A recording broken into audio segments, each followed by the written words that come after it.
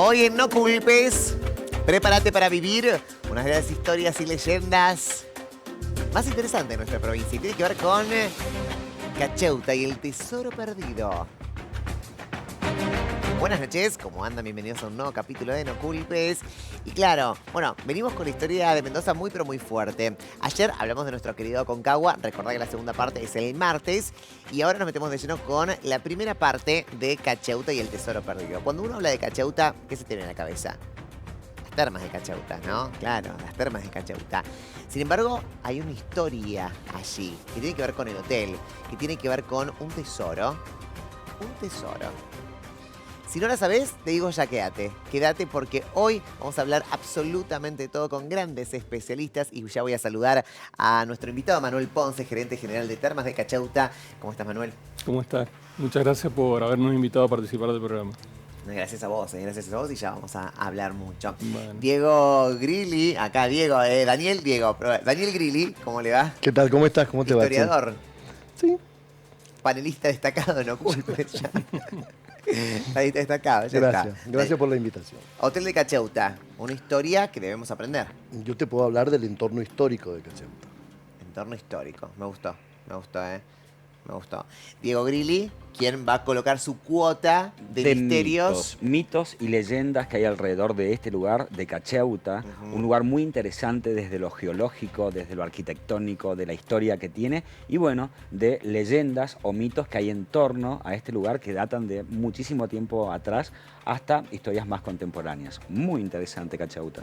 Muy bien, abrimos ya esta noche con mitos, verdades y leyendas. Vamos al primer informe especial y a la vuelta llega el debate. Producción, cuando usted quiera.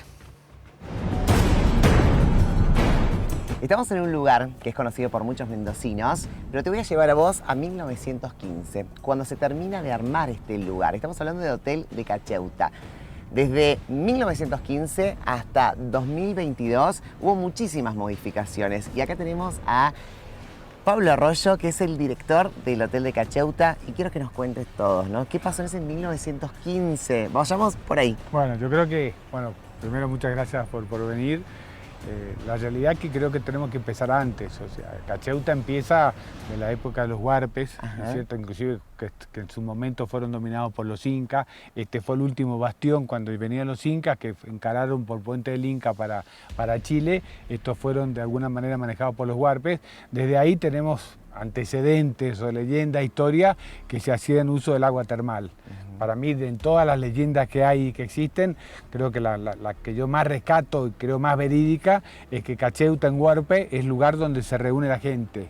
Ute, lugar, che, gente, y ca, encuentro. O sea, era un lugar de encuentro. O sea, que el agua termal ya desde la época, prehistórica o precoloniales, se usaba, digamos, como herramienta de mejora y de encuentro, sobre todo, que es lo que hemos vuelto hoy. O sea, de pasar de alguna manera en su momento que era para sanar o para curar, hoy Cacheuta, nuevamente un lugar de encuentro de la familia, de la gente, donde vienen todos los niveles sociales, de todas las edades, de toda la cultura, de todas las nacionalidades, y realmente de lo que hemos transformado y lo que es hoy, que creo que eso es muy importante, volver a las bases.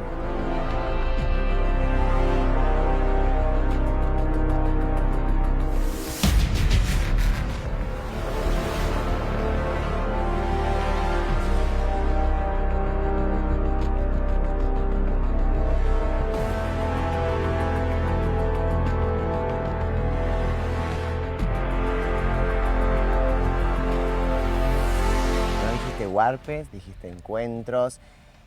Y quiero que me relaciones esto con el hotel, que se terminó en 1915. Pues, ¿Quiénes vienen y descubren que se podía hacer un hotel acá? Pues, te voy a decir, o sea, las primeras imágenes Sí. que tenemos eran de los indios, Sí. que se bañaban a la vera del río, porque acá lo importante del agua de Cacheuta, el agua termal, es que el agua es urgente. O sea, lógicamente el agua se tiene que infiltrar desde la cordillera hasta 4.000 metros, ahí donde se carga de los minerales, y en esta zona prácticamente uno ve toda la parte negra, que se encuentra como un dique natural que es impermeable, entonces por la misma presión el agua termal que viene desde el fondo de la tierra calienta cuando a distinta temperatura va subiendo por las distintas ramificaciones que tiene justo la roca y por eso es cloruro sulfatádica, cálcica, bicarbonatada. Entonces, desde sus orígenes, cuando todavía no estaba el dique Potrerillo, depende del caudal, que agua que venía en el dique, era como el agua se mezclaba y volvía nuevamente al río. Ahí se hacían carpas y la gente, los huarpes, originalmente se empezaron a bañar. Con el tiempo se fue progresando, de esos baños rústicos se empezaron a hacer piletas, hasta que en algún momento se decidió hacer un hotel, y ahí fue el más emblemático, Federico Devoto, que es de Villa Devoto, Buenos Aires, el que hizo el hotel de 140 habitaciones con todo el esplendor, que se inauguró en el año 15 y estuvo funcionando a pleno hasta el aluvión del año 34.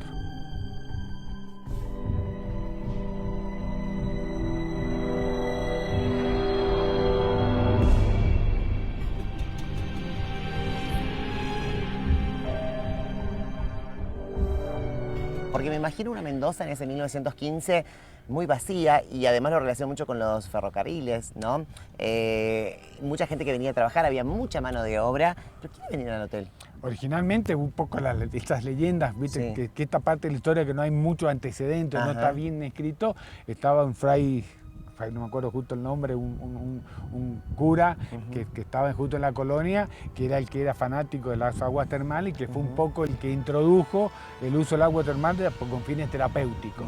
Es decir, antiguamente, cuando no había otra forma, para curar reuma, artrosis, psoriasis, el agua termal era ideal. Entonces, yo creo que el primer surgimiento fue la época de la Argentina, donde salían ya los grandes balnearios y donde la gente salía a curarse de todo lo que era, o sea, no había otra forma de curarse, no solamente desde un punto de vista con el agua termal de reuma, artrosis, sino climáticamente. O sea, le daban en ese momento la misma importancia al agua termal, al clima de Mendoza, que venía gente de afuera cuando tenían asma, distintas enfermedades. O sea, al comienzo las aguas se utilizaban, eran medicinales, y después, bueno, decide este hombre, me imagino muy poderoso, realizar el hotel aquí. Exacto. ¿Y a quién vas dirigido? ¿A quién? ¿A Esto, los empresarios? ¿A los obreros? Por eso, originalmente A la gente que tenía problemas de salud. vino justo con el ferrocarril, Sí. ¿cierto? Un poco lo que cuento, cuando se hizo el ferrocarril todavía no estaba hecho el canal de Panamá, entonces los barcos que venían del Pacífico al Sí. Atlántico tenían que dar la vuelta por el Estrecho Magallanes, que tardaba 28 días esa travesía, Sí. mientras que el ferrocarril tardaba 2 días. Entonces en esa época resurgió todo lo que es el convenio que había del BAP, que era el Buenos Aires al Pacífico, y todos los pasajeros que iban de un lado para el otro, como que Cacheuta era una estancia obligatoria.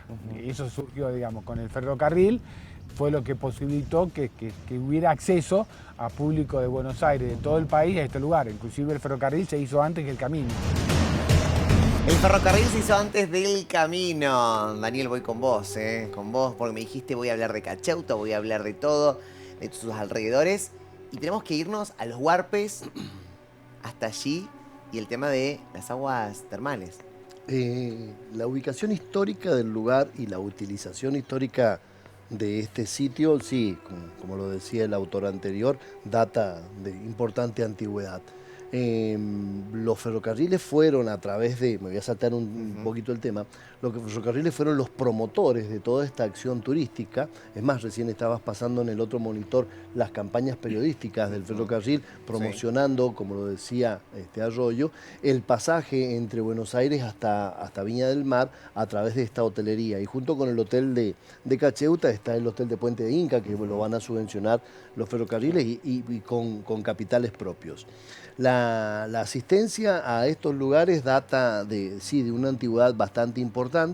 Hay presencia, si uno quisiera hablar de los antecedentes prehispánicos, hay antecedentes de poblaciones que podríamos decir huarpes o prehuarpes en toda la región. Hay pequeños lugares donde han desarrollado actividades de cacería y algunas pequeñas referencias de ubicaciones podríamos decir temporales, de algunos grupos nómades en función de lugares de cacería. Fundamentalmente porque son grupos que iban siguiendo algunos lugares donde habían vegas, donde había humedad, donde habían animales que se podían acercar y ahí practicaban la cacería. Pero son grupos nómades que han ido recorriendo toda la vera del río Mendoza hacia el sector sur.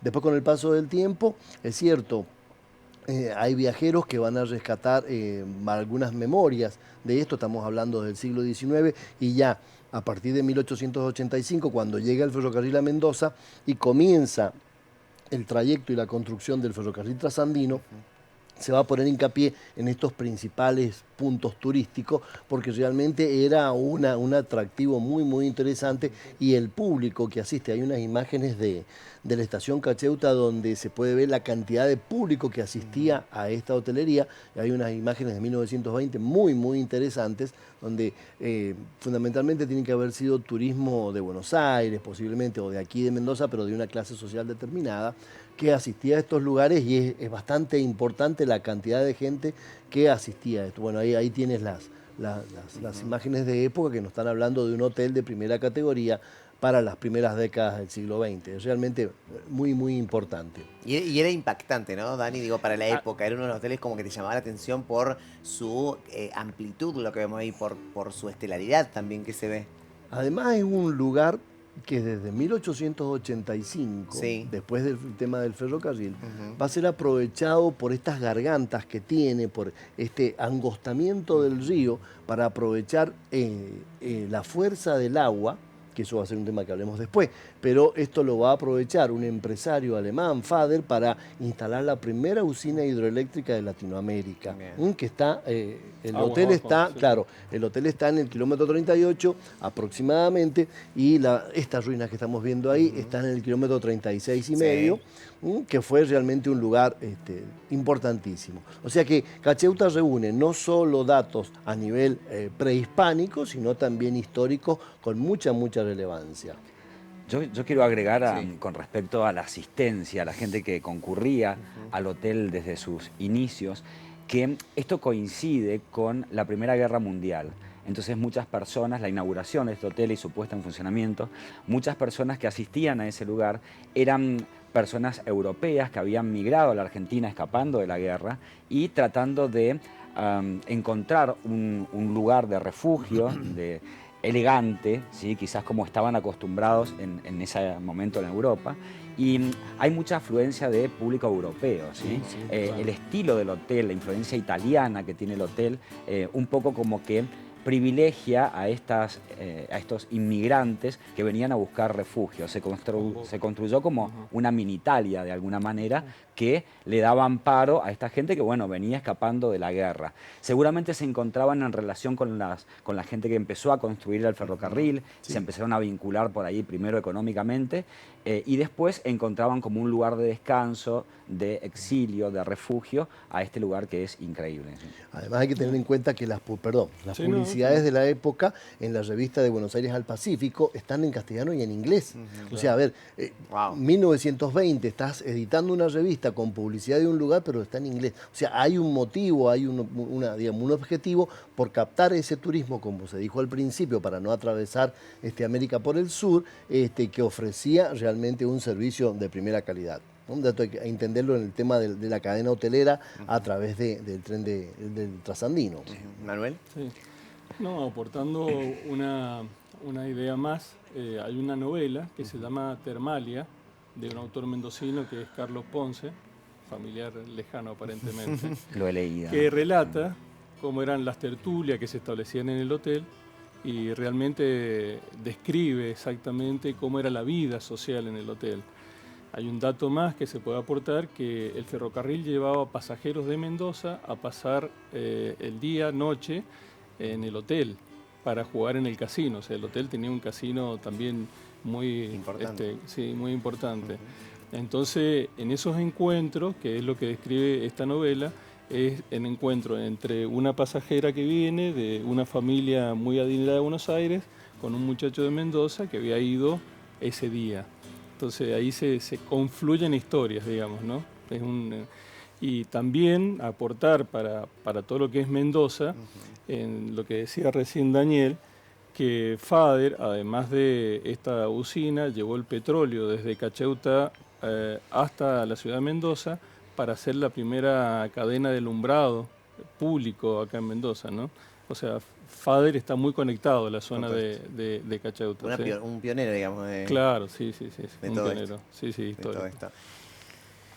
¿Qué contexto? Cuando uno va allí, ¿no? Y dice, tanta historia, tanta riqueza, todo. Dani, te voy a llevar un poquito a los huarpes, ¿no? Porque en el informe hablamos de huarpes y ahora te vuelvo al inicio, ¿no? De los huarpes. Si no querés hablar, decímelo. Ya, está todo bien. No hablamos y vamos al próximo. ¿Viste cuando están las situaciones? Cuando vamos. Pero, bueno, ya cuando uno habla de huarpes, habla de Mendoza, ¿no? Y habla de su importancia en el recorrido, ¿no? De nuestra provincia. Y acá sucedió prácticamente lo mismo. Primero, cuando hablamos de poblaciones huarpes, para determinarlo, Sí. hay que entender que son poblaciones seminómades que se van movilizando, poblaciones que no superan los grupos, la cantidad de personas no superan los 30 o 40 personas, pequeños grupos que se van moviendo por los valles donde están en el centro norte de la provincia de Mendoza. Que digamos que los lugares de asentamiento de los huarpes son el Valle de Huentota, que es lo que es Mendoza, el Valle de Uco, el Valle de Jaurúa, el Valle de Guanacache y el valle que está cerquita de San Luis, que es con Lara, y el que da con el río San Juan. Esos son los núcleos poblacionales. Ahora, cuando uno ve la llegada de los españoles por el lado del Camino de Chile, evidentemente los españoles siguieron un camino que existía. Y ese camino va a ser aprovechado por los incas antes del tiempo. Y a su vez los incas aprovecharon las sendas que los huarpes tenían. Hay que tener en cuenta que son, de acuerdo a las descripciones de los españoles, grandes caminadores, grandes conocedores de la geografía mendocina, y entonces los pequeños trayectos, las distancias, los lugares, son conocidos por estos aborígenes. ¿Qué problema tenemos? Que las fuentes que describen, por ejemplo, las poblaciones huarpes, a veces hacen referencia a un determinado lugar, pero no te da el dato geográfico para decir dónde están. Entonces, el historiador debe apoyarse en la arqueología para decir, bueno, mira, se han encontrado estos restos. Y lo que sí podemos decir acá, desde lo que es el distrito de Las Compuertas en adelante, hacia el oeste, ha sido trabajado desde tiempo inmemorial en nuestra facultad por investigadores como Schobinger, Ferrari, Durán, García, un montón de arqueólogos, y se han ido encontrando pequeños talleres, pequeños lugares de talla de piedra, como te lo dije antes, de lugares donde los animales se acercaban a tomar agua, a comer algún pasto verde, y era el lugar donde los aborígenes buscaban algún sector que les permitiera avistar a los animales en ese lugar y poderlos cazar. Bien. No se han encontrado lugares de habitación permanente, sí una habitación temporaria de un determinado lugar. Y después, si nos vamos siguiendo el curso del río Mendoza y llegamos a la zona de Uspallata, podría también identificarse algunos sectores en la zona de Uspallata que sí, de asistencia permanente, en Agua de la Cueva, ya estamos hablando de Uspallata, volviéndonos hacia el este, sí hay habitaciones temporarias, pero tengan en cuenta esto, son migraciones que hacen durante el año, durante el verano siguiendo las manadas de guanaco hacia el sector de cordillera y en invierno habitando en sectores un poco más abrigados, donde el animal también bajaba en busca de pastos que estuvieran libres de nieve. Entonces, hay una, digamos, una transhumancia, por decirlo de alguna manera, de estos aborígenes, estas comunidades aborígenes, que van trasladando y van buscando su sustento económico. Son comunidades que están en permanente movimiento. Por eso, por ejemplo, aquí los arqueólogos de nuestra provincia no encuentran un lugar de asentamiento grande, sino pequeños hornos, como lo que se han encontrado hace poquito, que te están hablando de poblaciones pequeñas que se van estableciendo a lo largo de los valles, donde encontraban agua, lugar para poder cultivar y vivir y trasladarse. Pero son sociedades que son seminómades, no son sociedades sedentarias con una estructura, con un equipamiento urbano determinado. Entonces, en este sector seguramente han estado en busca de animales para su sustento. Entonces han ido y han venido. ¿Por qué? Por los restos arqueológicos esto lo arrojan. Las fuentes históricas aquí poco nos ayudan, ¿no? Porque estamos en un periodo en el que, ten en cuenta que las primeras fuentes históricas, o sea, los primeros escritos son ya del siglo casi XVI-XVII, o sea que nos ha quedado un lapso de tiempo enorme hacia atrás. Ten en cuenta que las primeras poblaciones en Mendoza registradas son del 11.000 antes de presente. Entonces hay un lapso de tiempo interesante que la arqueología cubre esa instancia de información. Disculpen si los aburro con estos datos. Muy interesante. Por ahí son técnicos. Y ahí justamente a mí me gustaría agregar esto de que la falta de registros históricos le da pie, o esos baches son llenados con el saber popular, el mito, lo que se traslada, lo que se sabe, sin tener un sustento histórico con qué afirmarse. Y este lugar sí está caracterizado por mitos que datan de la época de los huarpes. hay Te voy un a tesoro congelar, ahí. te voy a congelar, te congelo, porque no quiero que me spoilees absolutamente nada, porque lo vamos a revivir más adelante. Vamos a la segunda parte de este informe especial. Cachauta, las termas más calientes de Mendoza. Funcionaba todo muy bien, sí, estábamos todos muy contentos, no venían a las aguas termales, había algo para dormir, me imagino. Hay mucho, acá estamos viendo en las imágenes, hay mucha evidencia de esa época. Y vamos a ir a 1930, donde hay un aluvión. 1934. Bueno. Un aluvión que destroza todo. Eso fue, creo que, un gran quiebre en todo lo que es la historia justo de Cacheuta. Ese fue aluvión producido por el río Plomo, que está a la altura de Punta de Vacas, que se llevó gran parte del hotel, pero sobre todo toda la parte termal, del pabellón termal, que seguramente enseguida vamos a mostrar las imágenes. Era un pabellón que había crecido desde esas piletitas, que se fue transformando, que se fue adaptando a todo lo que es la medicina moderna en su momento, con baños para hombres, para mujeres, con la gruta termal, que es un poco la joyita que tenemos. Eso se lo llevó y desde ahí, bueno, creo que nunca se pudo recuperar, porque se perdió la esencia, que era la parte justo de los baños, que era prácticamente acá, digamos. O sea, el hotel estaba construido sobre aquel pabellón, digamos, sobre aquella columna, venía todo con un terraplén. En el 34 vino el aluvión, un poco podemos ver acá que acá se hace muy angosto todo lo que es el río, y el agua atacó por allá atrás, ¿no es cierto? Y se llevó parte de todo lo que es el aluvión y parte de lo que era la cocina, donde estaba la recepción, de todo lo que era la lavandería, toda la parte de servicio del hotel. ¿Falleció mucha gente? No, porque pues, se avisó con tiempo, o sea, desde que vino el aluvión, creo que fueron 4 o 5 horas que demoró en volver, se le pudo avisar a toda la gente. Creo que el único muerto fue una persona, un operario, o dos creo, que estaban en la usina de Cacheuta, que hasta último momento trataron de mantener la energía.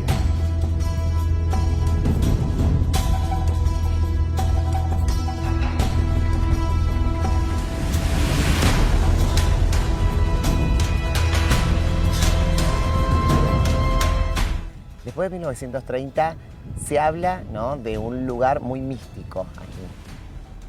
La realidad es una de las leyendas. No, por eso. Hay muchas leyendas. Yo creo que junto con eso empezó a crecer, digamos, todo lo que es el turismo. La gente empezó a salir. Vino después todo lo que era mucha gente de Buenos Aires, de la aristocracia, iba a Europa a hacerse baños termales. Con la guerra se imposibilitó lo que es justo con la salida. Entonces se descubrió este resurgimiento del agua termal y se mezcló eso, lo que es la parte medicinal, con la parte social. Entonces, bueno, en toda la época de oro justo de Argentina, con el ferrocarril, que inclusive un poco contaba que mucha gente tardaba 18 horas, creo que venir, mucho menos lo que tardó que cuando se cerró. Y lo que se hacían acá, lo de gran ventaja, es que la gente leía La Nación del día que venía justo a Buenos Aires. O sea, era un público muy selecto, donde acá había lechería, una gran cocina, con chefs internacionales. Realmente fue una época de oro de Argentina. Muchas cosas por desarrollar, había anotado acá. Bueno, primero, Dani, en 1934 este aluvión que sacude al hotel, que sorprende. Sí. En el 34, febrero del 34, como bien lo dijo Arroyo, se rompe un dique de contención de hielo que había sobre el río Plomo, y eso desencadena una masa de agua importantísima.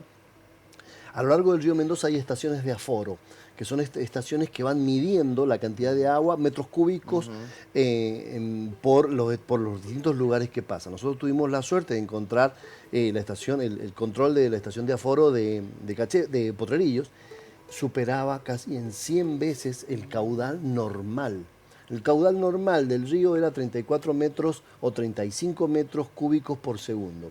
Pues que las mediciones arrojan 3.500 metros por segundo. Entonces, el impacto sobre todo este lugar fue enorme, y como bien lo dijo Arroyo, sobre la usina que está unos kilómetros más arriba, había un par de funcionarios telegrafiando a Mendoza la venida de esta masa de agua y son los que pierden la vida estos dos funcionarios que el gobierno de Mendoza luego después de un decreto del gobernador reconoce la valentía y va a premiar post-mortem a sus familiares por esta acción de arrojo de estos dos empresarios de esta empresa de energía que estaba manejando y que había sustituido a la empresa de energía que intentó poner FADER.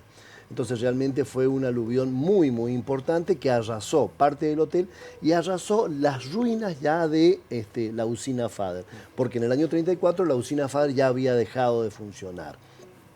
Y por alguna de las crónicas se comenta que los problemas también existieron río abajo, en la zona de Luján y en las zonas que van un poco más hacia el este. Realmente fue un aluvión muy, muy importante y localizado en ese lugar.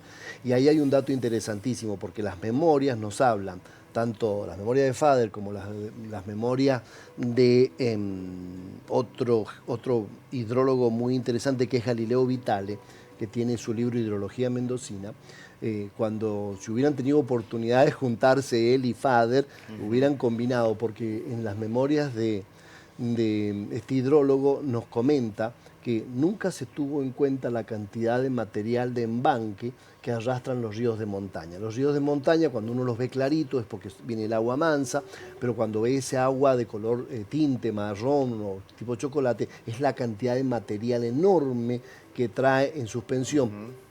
Y ese material, cuando se frena por algún dique, por alguna pared natural, realmente va colmatando, va subiendo el nivel y eso produce una cierta presión más importante sobre los sectores, por ejemplo un dique, y por eso el dique Potrerillos debe de vez en cuando desarenarse, que fue lo que le pasó a FADER con su usina, o sea, porque la cantidad de material de arrastre que tienen estos ríos es muy, muy interesante. O sea, fue un aluvión extraordinario de los que hemos tenido en Mendoza, no ha habido referencia a otro similar. Y la suerte que tenemos, la documentación, además de los daños y las imágenes y los testimonios de los diarios, nos permiten recrear bastante bien ese evento. Muy trágico para Mendoza, pero bueno, la historia gana un montón de fuentes para poderlo recrear. Y vos sabés lo sorprendente, Manu, de todo esto, toda la historia, cuando uno llegaba al hotel, o sea, cuando uno estaba al hotel, vos decís, bueno, todo esto pudieron algo recuperar o pudieron, y me decía, bueno, que hay cosas intactas, ¿no? Del hotel. Claro, sí, de esa época. Como por ejemplo el ascensor.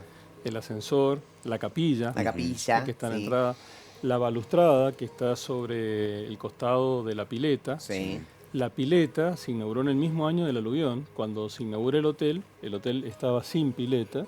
Entonces, en el mismo año se había inaugurado la pileta. Hay una foto que tenemos en el hotel donde se acude a la inauguración de la pileta.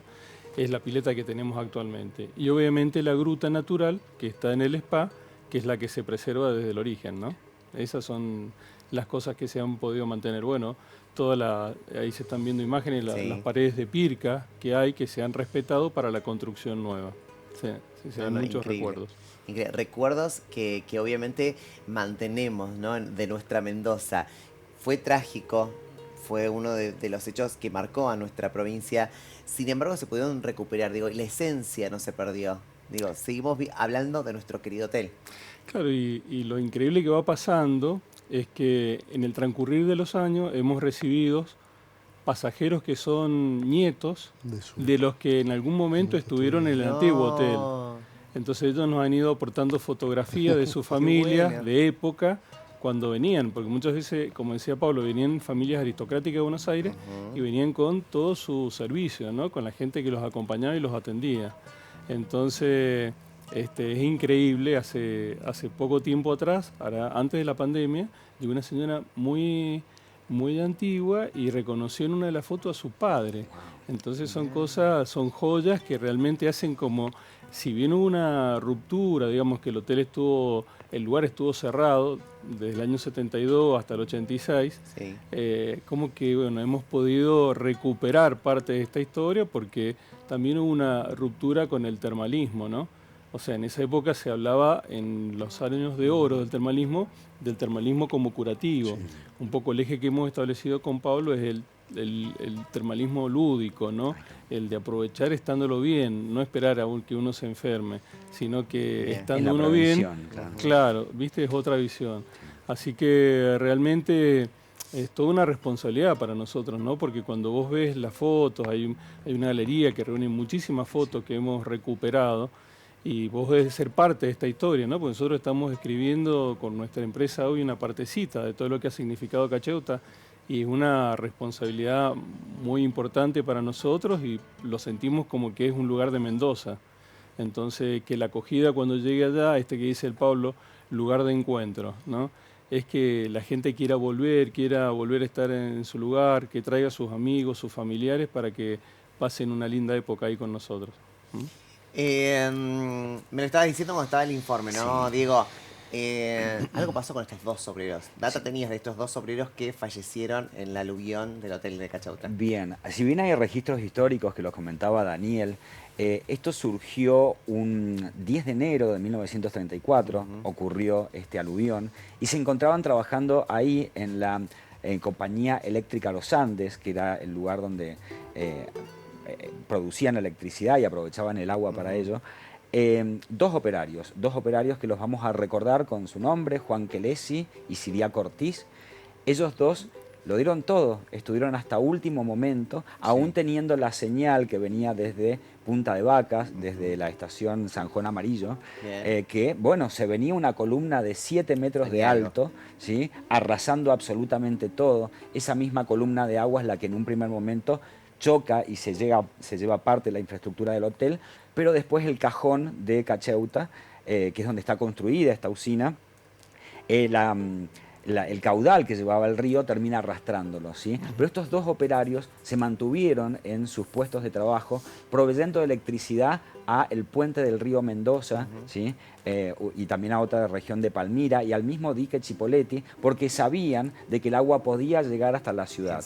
Entonces fue subiendo el nivel del agua, ellos continuaban trabajando y telegrafiando a Mendoza y a las diferentes estaciones, avisando que el problema del aluvión era realmente grave y que se podía cobrar un montón de víctimas.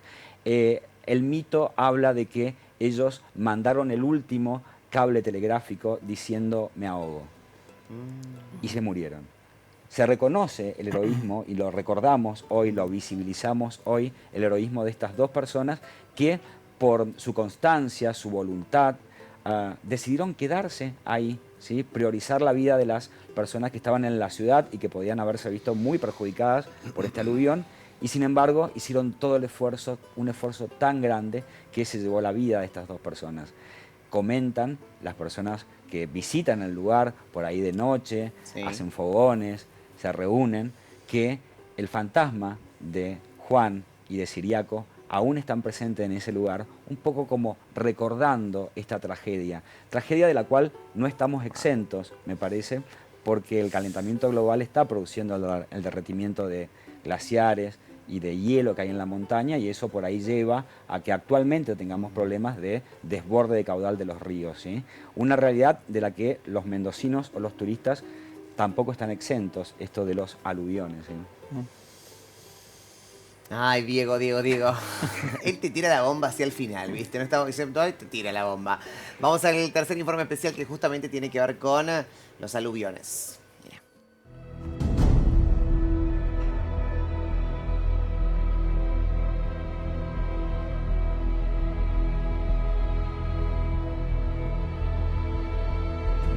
Veníamos camino al hotel de Cacheuta, acá donde estamos situados, y nos encontramos con unas ruinas, ¿no? Y estuvimos buscando, son las ruinas de Fader. ¿Qué relación tienen las ruinas de Fader con este hotel? No, la verdad que eso es anterior a lo que fue el hotel, al último hotel que hablamos.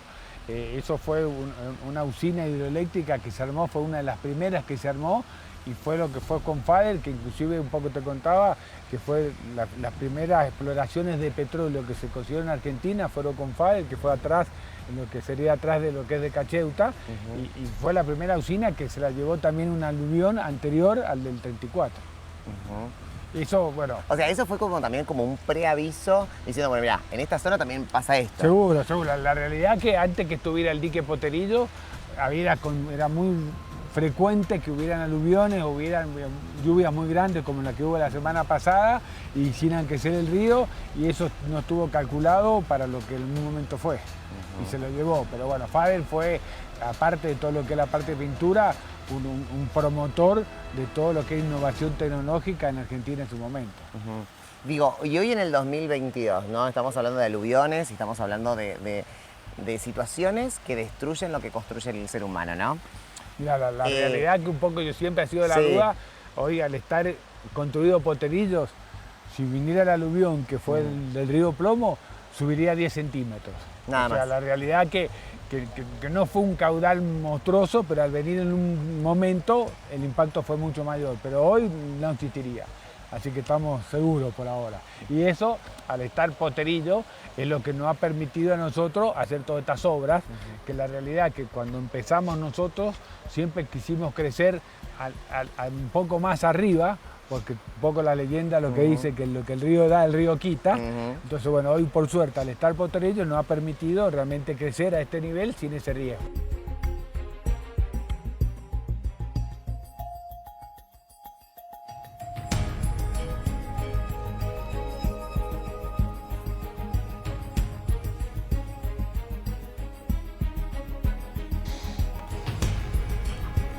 Ahí está. Bueno, me encanta mientras miramos el informe en las caras, ¿no? Que estaban todos acá. Dani, veía tu cara, ¿no? Porque él dice, hoy no existiría esto, ¿no? Hoy la verdad es que lo vemos como muy lejano, que haya un aluvión, que haya, digo, tenemos lo de Potrerillo. No estamos exentos. A ver, hay un dicho romano que dice, donde tiembla va a volver a temblar. Y eso tiene muchísima antigüedad. Estamos en una región con ríos cordilleranos, hay épocas de gran acumulación nívea, otras no tanto, con grandes eventos climáticos, que no está exento Mendoza de que sufra una situación similar. Es más, hemos tenido en este año un par de eventos muy localizados con una cantidad de milímetros de agua caídos que han superado largamente la cantidad de agua que cae en un año. Entonces, Mendoza no está exenta de situaciones así. Luego, el dique Potrerillos sí tiene este sistema que permite drenarlo de vez en cuando, que lo que permite hacer es sacar la acumulación de material sobre la base. Sí. ¿Por qué? Porque eso hace, no soy un técnico, lo digo desde el punto de vista histórico, Bien. porque tanto el dique Chipoleti como la presa de Fader tuvieron el mismo inconveniente, la cantidad de material que se va acumulando va colmatando el fondo y la fuerza del agua se ejerce sobre la parte superior del paredón, que no tiene tanta firmeza como la parte inferior. Es un dato lógico. Esto se discutió en la asamblea cuando se estaba por construir Potrerillos, que estaba el ingeniero Chambuleirón, se presentó a una audiencia pública y desde el punto de vista histórico podemos llegar a aportar el dato de que los diques que estaban sobre el río Mendoza han sufrido inconvenientes. Por supuesto que con la tecnología esto se ha ido subsanando, pero es una cuestión a tener muy, muy importante. Y un datito que quisiera agregar, no es Fader el pintor, es Fader padre. Bien. Es Carlos Fader, el ingeniero, que en 1885 pide el uso del río Mendoza para fuerza motriz, primero para producir carbonato de calcio. Después, cuando encuentra la fábrica, que en Córdoba lo tenían, va a cambiar el objetivo de la presa y a través de la ley 554 del año 1885, le permite al gobierno de Mendoza utilizar la fuerza motriz del río Mendoza para producir energía hidroeléctrica. En 1905 muere Carlos Fader, su casa familiar es donde hoy está el acuario de Mendoza, y Fernando Fader, el pintor, adquiere el 50% de los hermanos y el 50% de su mamá, Celia Boneval, y él se hace cargo de la reconstrucción de la obra. Ahora, ¿por qué? Porque su suegro era Emiliano Guiñazú, el dueño de la primera fábrica o, digamos, empresa de hormigón armado en Mendoza. Entonces hay todo un elemento muy, muy importante. Bueno, y después, si quieren, podemos hablar de la historia fracasada de la usina Fader, que tiene realmente unos ribetes fabulosos. Me dice la producción que trajiste unas fotitos, Dani. Sí, están. ¿Están las fotitos? Porque es parte de, me voy a promocionar, ahí es está. parte de mi tesis de licenciatura, Muy bien. el ¿Licenciatura funcionamiento de la usina. ¿En historia? Sí, en historia, soy licenciado en historia y doctor en historia, pero en este caso hace Bueno, mucho licenciatura, tiempo, en el ya. 87, Sí. hice la licenciatura sobre estas imágenes que estamos viendo ver. en ese monitor, y esas son parte de la usina Fader. Mirá vos. Bien, si nos vemos la primera, esa es el oleoducto Claro. que va a instalar Fader desde donde hoy está Agua de las Avispas. Sí. Transportaban el crudo directamente por pendiente hasta la calle, hasta un sector de Dorrego, que hoy antiguamente se la conocía como la calle del Tacho, porque era donde se depositaba el petróleo a cielo abierto. Luego, la otra imagen, esa es la otra Sí. imagen. Este es el acuario municipal, donde hoy, si van al acuario, esta es la casa paterna de Carlos Fader. Mirá. Y lo que están viendo es el acopio de material de leña, porque con la leña destilaban la leña y producían gas, tanto gas domiciliario como gas para alumbrado público. Las columnas que se ven en el piso eran las columnas de alumbrado de la ciudad. Si quieren ver esas columnas hoy, son las columnas que sostienen las galerías de la antigua Escuela Alberdi de Mendoza, fundada en 1919. ¿Cuál es la Escuela Alberdi? El Liceo Militar General Espejo. Hoy, si recorren las galerías del Liceo Militar, van a ver que en la parte inferior del hexágono de esas columnas dice Compañía de Gas de Mendoza. Y Fader además tuvo un tercer emprendimiento industrial, que es la producción de energía hidroeléctrica, como decíamos, el aprovechamiento del petróleo, que funda una compañía, pero no consigue el aval de los principales podríamos decir, los principales inversores de Mendoza, y terminan vendiéndole el crudo al ferrocarril, y ahí hay un negociado bastante interesante. Y la otra emprendimiento industrial fabuloso es el que van a proveer de energía lumínica a la ciudad de Mendoza. Es más, están los juicios del no pago de parte del municipio a la compañía por el alumbrado público. Wow. O sea, fue fue un holding de empresas, Carlos Fader y sus hijos, y luego asumido por Fernando Fader. Una familia de talentosos, Sí, sin lugar a dudas. Bueno, llegó el momento, producción, de hablar del tesoro.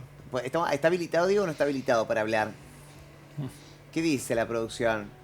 ¿Pero hay que esperar una semana para el jueves que viene? ¿Para hablar del tesoro? ¿Y hay más informe todavía? ¿Y hay más historia? Diego, te voy a tener que censurar hasta el próximo jueves. Silencio. Te quitamos el Sí, espacio. Te quitaron el espacio. Te quitaron el espacio. La parte histórica Pero fue la parte más- histórica hoy, la verdad es que era muy, pero muy fuerte. Había que contextualizar y trasladar a todos los mendocinos acerca de nuestro querido Cacheuta. Y viene esta historia, que vos sabés que hoy el productor me contaba que se la cuenta como historia de... Lo hace dormir a los hijos con esta historia. La leyenda, ¿no? Del tesoro de Cacheuta. Diego, es una leyenda que pasó de generación en generación, que mucho Mendoza nos pide que hablemos de ello, pero van a tener que esperar una semana hasta el jueves que viene, porque llega la segunda parte. Mañana, atención, porque mañana tenemos un súper programa. Mañana llegan los masones aquí, ¿no? La cúpula argentina de masones aquí en No Culpes. Vamos a romper un poco acerca de quiénes son. Mucha gente se corre el rumor, mucha gente piensa en que son una cosa, pero lo vamos a tener acá para que ellos hablen, para que ellos nos cuenten. Porque estamos hablando también de un grupo histórico en nuestra provincia. Voy a llamarlo grupo y después ellos lo van a definir mañana. Hay muchos mitos alrededor de este grupo los y masones. el programa sí va a estar muy interesante Muy para bien. derribar esos mitos. Hasta mañana.